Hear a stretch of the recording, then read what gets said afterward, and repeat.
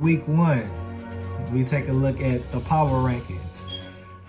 So this is my power rankings after week 1, my top 5 teams. At number 5, I gotta go with the LA Chargers. I just believe they'll only get better this season. They have a phenomenal young quarterback in Justin Herbert, who I'm very impressed with. I love the way he plays. And they just got a dub against the Raiders, who I feel like they'll be a decent team in the AFC this year. Definitely could be a playoff team. I don't see why they wouldn't be in the AFC, even though there are a lot of good teams this year. But the LA Chargers got my number 5 spot, and I think they'll only get better. At number 4, I gotta go with the Baltimore Ravens. You know what I'm saying? Shout out to Lamar Jackson. I believe that this could be the year for the Ravens. Every year they're always in the hunt, they're always in the mix, but I think this year they can make the leap. Lamar Jackson has another year under his belt, and I think that's only going to do them better. And I feel like they have a well-rounded roster that can definitely give them a Super Bowl appearance to represent the AFC. And number 3, I gotta go with the Tampa Bay Buccaneers. I gotta respect the win against the Dallas Cowboys. I know everybody's looking at the Cowboys after week 1 and Dak is hurt as it's over with, but it's not. We have a long season to go. So with that being said, the Buccaneers got a great victory over the Cowboys. Gotta respect them. I don't feel like they got enough credit for the way they played to get that win. And of course, they got the GOAT, Tom Brady. So with that being said, you can't ever count them out. You can't never count out the Bucs.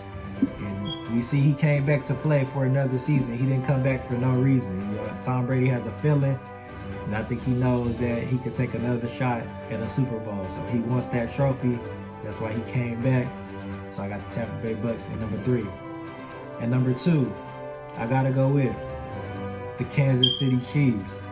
The Kansas City Chiefs, they're still an elite team. They still elite. We see what they just did. They put 44 points on the Cardinals, who I believe are going to be a decent team in the NFC this year. So they were able to do that.